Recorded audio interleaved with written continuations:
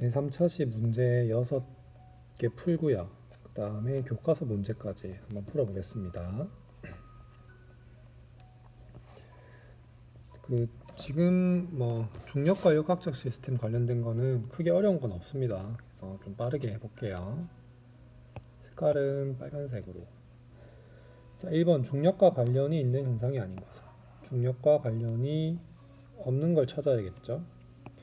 수직줄을 이용해서 수평을 맞춘다. 수평을 맞추는 거는 이제 중력이 있어야 되는 거고, 물줄기가 아래로 떨어진다. 그 다음에 인공위성이 공전하고 있는 것. 그 다음에 대류 현상으로 순환이 발생하는 것. 이제 모든 것들이 이제 중력과 관련이 있지만 자동차의 가속 페달을 밟는 거는 중력과 관련이 없죠. 그래서 이거는 그냥 자동차 엔진이랑 그런 관련된 내용이기 때문에 중력과는 크게 관계가 없습니다. 3번이 정답이 아니고요. 문제 2번 보겠습니다. 중력에 의해서 발생하는 여러 가지 자연현상, 그래서 중력과 자연현상에 대한 이야기인데요. 읽어보겠습니다. 중력은 지구에서 일어나는 여러 가지 현상을 일으키는데 중요한 역할을 한다. 물과 대기의 순환, 그리고 그 과정에서 생기는 땡땡이나 고기압과 저기압 등은 모두 니은 때문에 생기는데 니은은 디귿이 있을 때만 일어난다. 그래서 대기의 순환이랑 이런 것 때문에 생기는 거는 구름이고요. 그 다음에 대류 현상이 이제 대류 현상 때문에 이제 고기압과 저기압 등이 생기는 거죠. 대류 때문에 생기는 거고, 또 대류 현상은 역시 중력이 있을 때만 일어나는 현상이죠. 정답 2번이 되겠고요. 3번 중력과 지구 시스템 그리고 중력과 생명 시스템인데요. 그래서 옳지 않은 것을 고르네요. 옳지 않은 것만을 모두 고르면.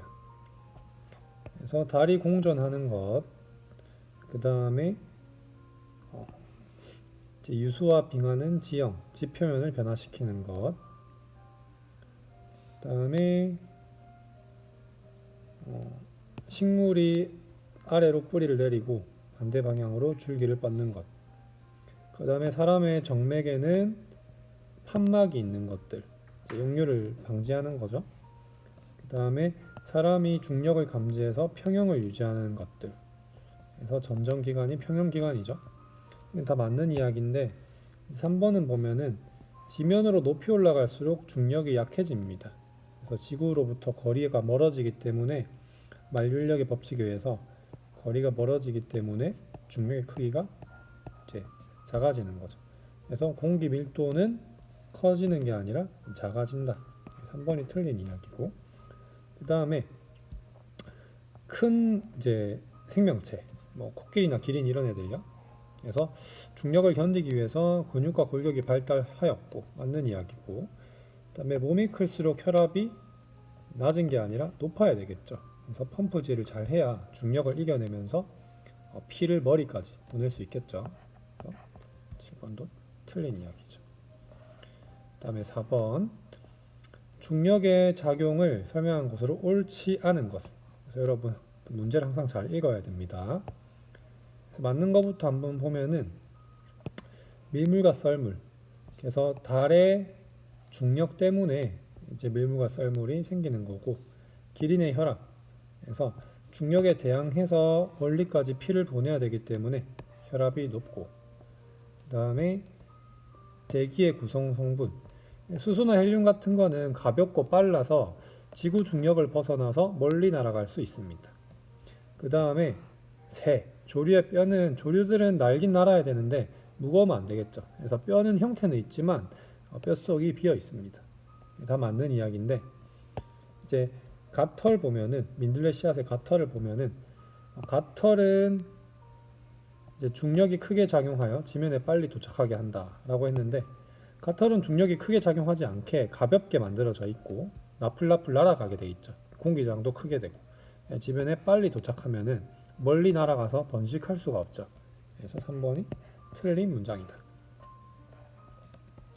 5번 이번에는 무중력 상태가 자연 현상과 생명체에 어떤 영향을 미칠까 상상을 해본 거죠. 조사를 해본 거네요. 그래서 중력이 없으면은 식물이 뭐 튼튼해질 필요가 없기 때문에 세포벽이 얇아질 거고, 그 다음에 촛불의 모양은 무중력 상태에서는 둥근 모양을 이제 한다고 했었죠. 그래서 나머지 민수랑 철수가 틀린 것 같고요. 한번 봅시다. 코끼리의 골격은 오히려 약해지겠죠.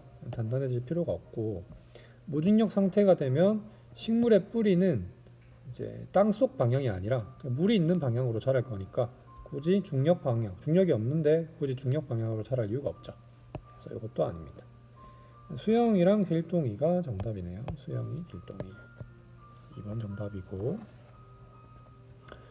그 다음에 6번 지구 중력이 현재보다 2배로 커질 때 나타나게 될 현상. 지구 중력이 현재보다 2배로 커질 때 나타나게 될 현상을 추론한 것.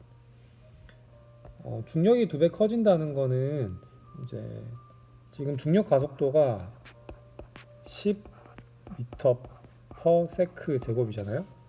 이게 20m per sec 제곱 정도로 강해진다는 거죠.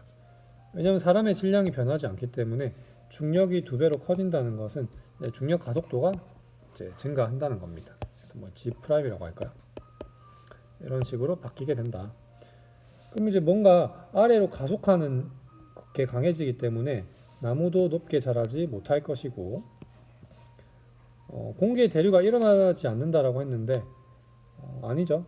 이제 중력이 있으면 공기의 대류가 일어나죠. 그래서 이거는 낚시성 복인 것 같고, 그 다음에 디귿 마찰이 없는 수평면에서 이제 물체를 가속시키기가 더 어려워진다라고 했는데, 이제 물체를 밀 때 어떤 힘이 필요하거든요. 힘이 필요한데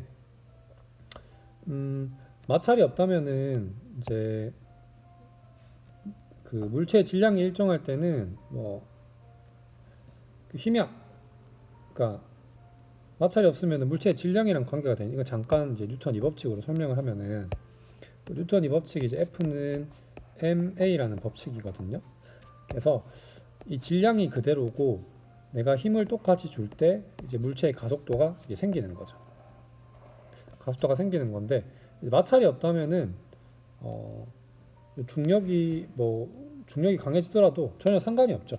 그래서 마찰이 없는 수평면에서 물체를 가속시키기가 더 어려워지는 게 아니고 똑같다.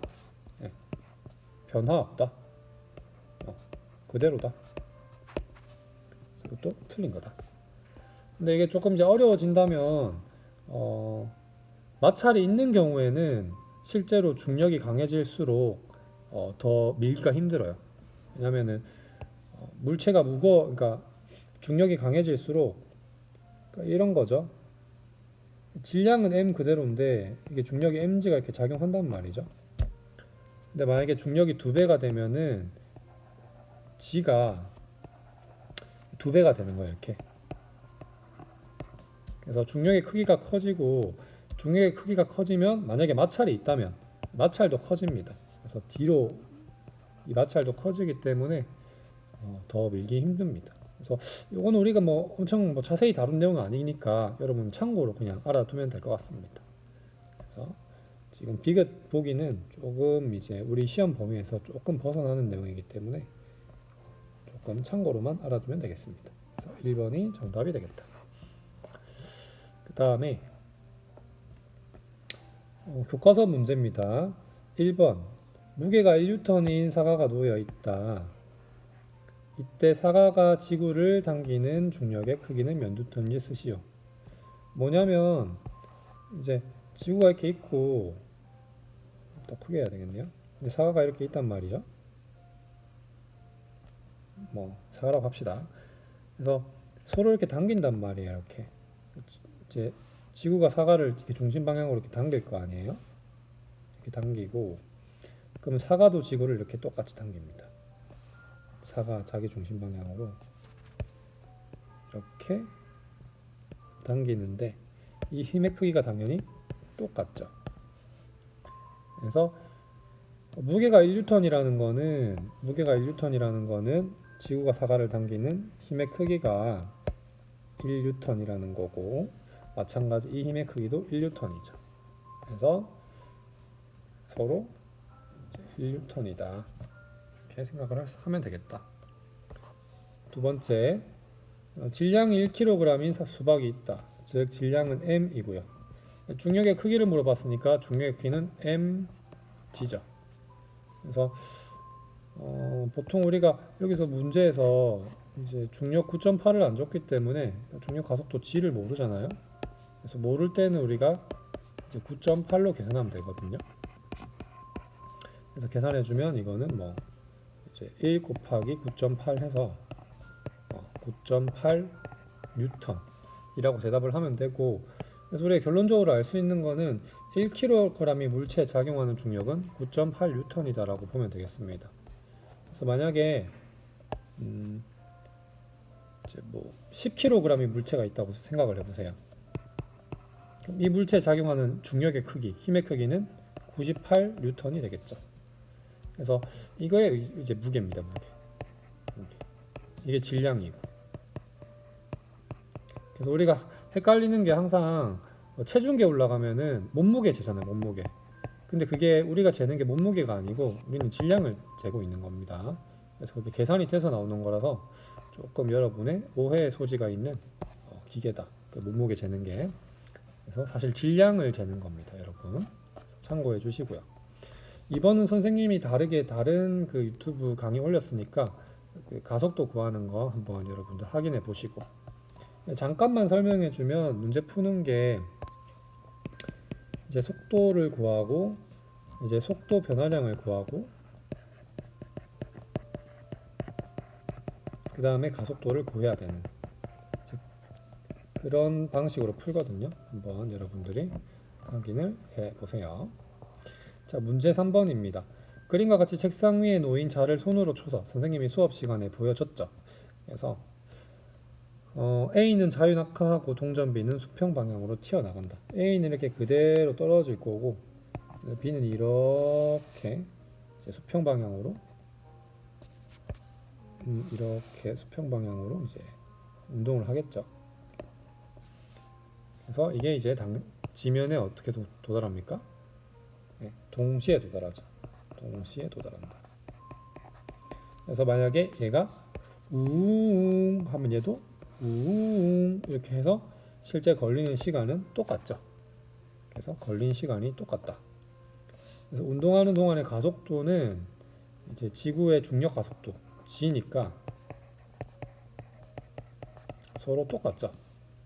서로 같은 거를 고르라고 했으니까 이제 기억은 맞고, 바닥에 도달할 때까지 걸리는 시간 동시에 도착하기 때문에 뭐 1초, 2초 걸렸다고 칩시다. 얘도 1초, 2초 이런 식으로 걸릴 거기 때문에 걸리는 시간 또한 똑같을 것이다. 그래서 맞고, 대신 바닥에 도달할 때까지 운동한 거리는 다르죠. 네, B가 더 거리가 많죠. 그래서 이것이 틀렸습니다. 다음에 4번 문제. 질량이 큰 물체일수록 중력을 크게 받지만, 그러니까 질량이 큰 물체일수록 중력을 크게 받는 이유는 계속 설명하고 있지만 1kg의 물체가 있고 2kg의 물체가 있다고 생각을 해봅시다.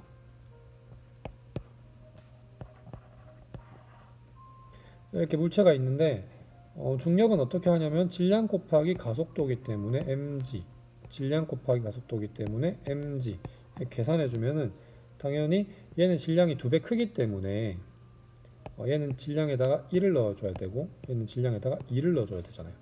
얘가 더 이제 중력이 크단 말이에요. 계산은 9.8 하면 되겠죠. 이거 뭐 9.8 뉴턴 나오고 얘는 어떻게 나옵니까? 19.6 뉴턴 나온단 말이죠. 그런데 이제 가속도의 크기는 질량에 관계없이 똑같다. 그 까닭은 무엇인지 써보라. 그래서 사실은 이거는 이제 만류인력 법칙을 생각을 해줘야 되는데, 만류인력 법칙이 이제 요거죠. 뭐 M1, M2 써도 되고 라지 M, 스몰 M 써도 됩니다. 선생님 일단 이렇게 적어 볼게요. 그 다음에 이제 물체가 받는 중력의 크기가 요거죠. 그래서 요 두 개를 우리가 연립을 해가지고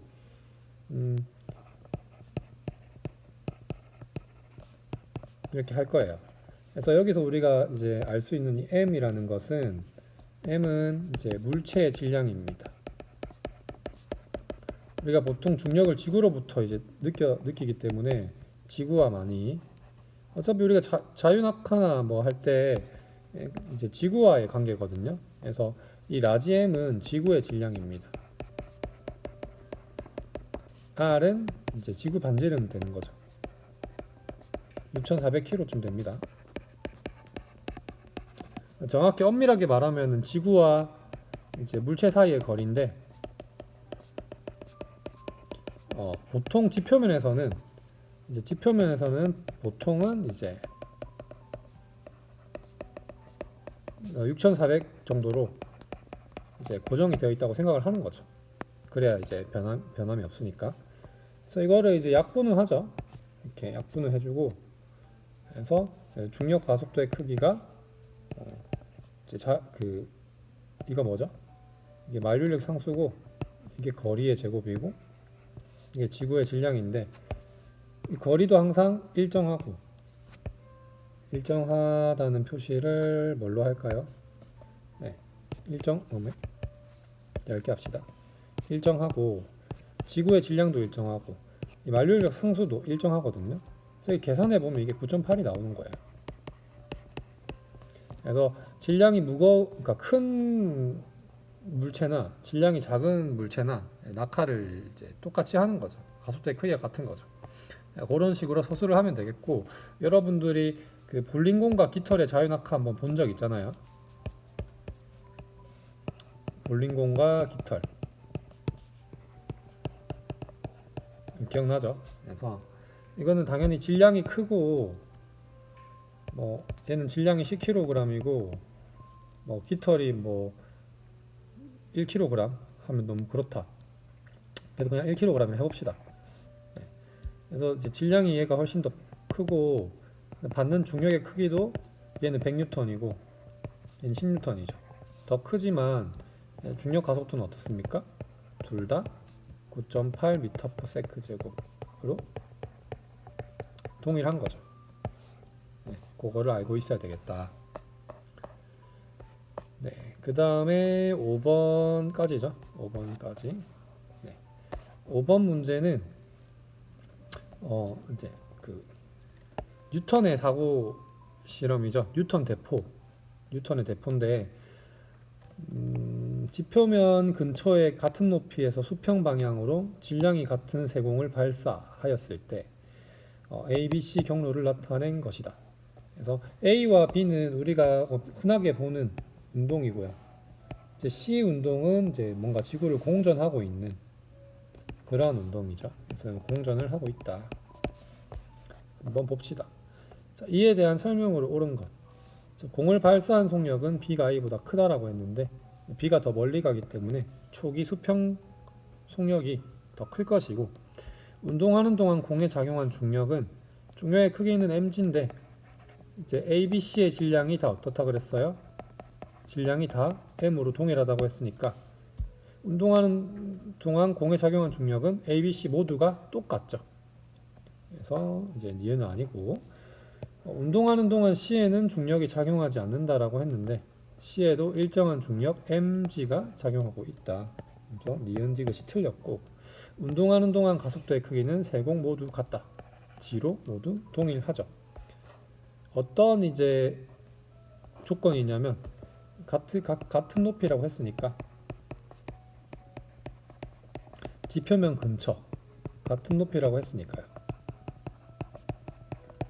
그래서 같은 높이라고 한다는 것은 엄밀하게 따지면 이렇게 지구가 이렇게 있고 지구랑 물체 사이의 거리가 이게 R이란 말이죠. 이게 R이란 말이에요. 근데 이걸 좀 더 확대해 보면 사실은 지구가 너무 크잖아요. 지구가 엄청 크고 지표면에 이제 물체가 있다고 치면은 물체는 사실은 거의 지구 면에 붙어 있어요. 면에 붙어 있기 때문에 이 거리 R을 그냥 지구 반지름이라고 이제 가정을 하는 거죠. 네, 그 이야기입니다. 그다음에 네. 이번 추가 문제도 선생님이 따로 언급을 했으니까 다른 영상에서 확인을 해보도록 합시다. 그래서 위치, 속도, 가속도 이제 이렇게 이제 구하는 방식을 여러분이 알아야 된다. 오케이, 여기까지 하겠습니다.